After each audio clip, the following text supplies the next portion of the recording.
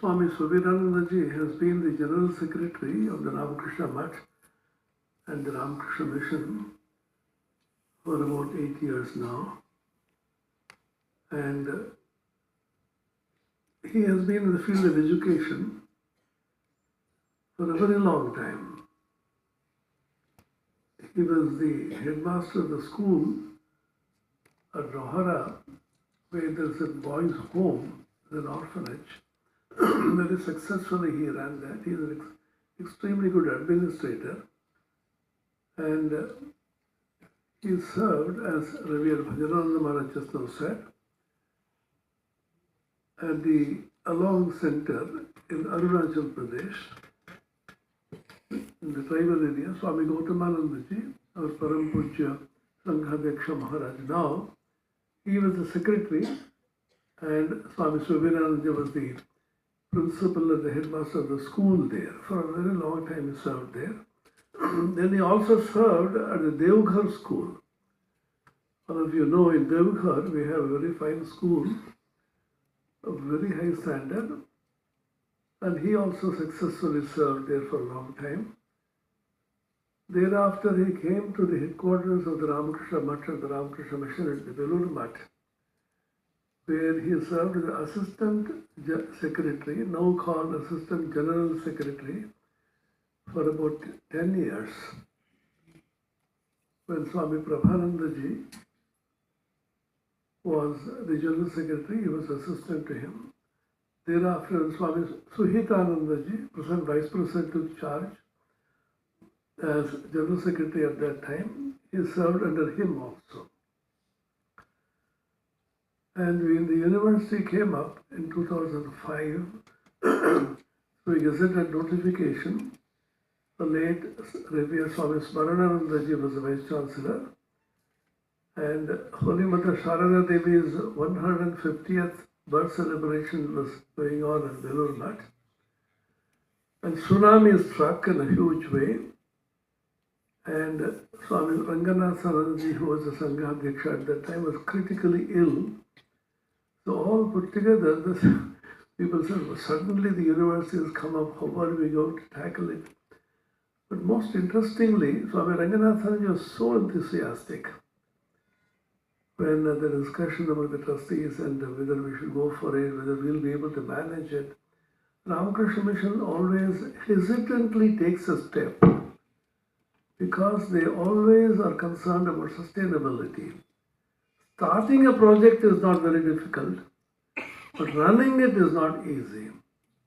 Ramakrishna, there's a spiritual organization called the Ramakrishna Mission or Ramakrishna Mutt, is the only organization which has been intermittently running journals in English. There are 2 journals, and one in Bengali, the Udbodhan, for 126 years, non-stop. So the Ramakrishna Mission always worries about sustainability, whether we'll be able to sustain or not. Suddenly the university has come up, and most surprisingly, within 3 weeks, the government of India issued the gazetted notification. Naturally, everybody was not scared, but concerned whether we'll be able to do it. So I had the privilege of serving this university for 15 years through ups and downs, the initial hiccups, of any project. We are fumbling, we are struggling, but still the great grace of Mother was particularly there. I always imagine the 150th birth celebration was going on. Mother must have told Sri Ramakrishna, "Amar Norener Name Koni Vishwavidyalaya hobe na?" Because Narendranath said, 1902 July, when he passed away, before he passed away, we repeatedly mentioned it here, that keeping the ancient Indian ideal intact, blending it harmoniously with the modern scientific knowledge, we should have a university here.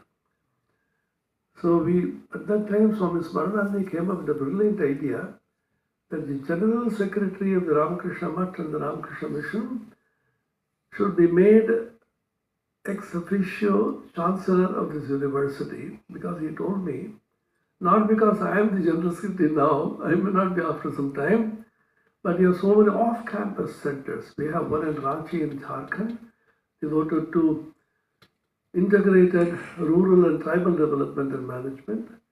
We have one beautiful campus in Narendrapur in West Bengal, devoted to integrated rural development and agriculture. And we have a main campus here at Belur Math. And we have a campus in Tamil Nadu in Coimbatore, devoted to disability management, special education, and adapted physical education and yoga. So Pujaniya Swami Smarananandaji said, if the General Secretary becomes the Chancellor, then it will be easier for you to work with the heads of centers of those off-campus centers. That was a revelation given to him by God himself, is my opinion. And Swami Smaranananda, Swami Suviranji, when he took charge, he became the Chancellor by virtue of his position. And you cannot imagine, hand on heart, I tell you, the kind of support which I personally and the university particularly got from Swami Suviranandaji. That was perhaps because he has been in the field of education all his life, serving at various levels. He understands things, he understands education, he understands people who work hard. And by the grace of Divine Mother, by the grace of Swami Vivekananda, so many brilliant sannyasins and brahmacharis joined the university. And this is the only university in the whole of India where the Chancellor is a monk, the Pro-Chancellor is a monk, Vice-Chancellor is a monk, the Registrar is a monk, the Assistant Registrar is a monk, we have two, Deputy Registrar is a monk, Controller of Examinations is a monk, Head of the Department of Computer Science is a monk. Everywhere there are monks and monks everywhere. Then because of their dedicated effort, the university grew enormously within about 15 years. When we first went to the university, Ministry of Education, at that time Ministry of Human Resource Development, the then Joint Secretary, he was slightly skeptical, somewhat sarcastically he said, these sadhus write something on a piece of paper in Vivekananda philosophy and say they will start a university. You know what's a university? Then he told me, you are asking for funds. What is your contribution? Ramakrishna Mission. I said, the land, of course, the contribution, infrastructure contribution, human resource, we have 15 to 20 well-qualified, educated monks who need nothing from the government, even two pieces of bread. We are serving the society through education, trying to actualize Swami Vivekananda's educational vision. Anyway, things settled down, and some years ago when the corona was at the peak, we started School of Biological Sciences, attached to a Department of Biomedical Science and Technology, in which we started two important postgraduate courses, MSc in Critical Care Science and Technology, MSc in Medical Laboratory Science and Technology. And Swami Suviranji gave us so much support. Ramakrishna Mission Shava Pratishthan, our hospital in Calcutta, also came to our rescue. We could get a lot of space and the chance to work there because they have a huge laboratory, so we can get samples from there. Everything by grace of Swamiji going in the exceptionally right way. So I don't want to embarrass Swami Suviranji by talking too much about him. He always embarrasses me by talking about me. So he'll continue to support it, definitely. Even our Sanskrit project is so much interest. Every project of the university takes personal interest. You know, I also talk a little too much. All of you know this. I go on naggingly telling everybody. So, as Professor Sitaraman very beautifully said, keeps on calling and telling him. So, I'm very notorious in the government and UGC circles of constantly persuading, which is a euphemism for constantly nagging people. Otherwise, things don't work. So, with this brief introduction, we respectfully request Swami Suviranandaji, our Chancellor, to give his concluding remarks for this conference.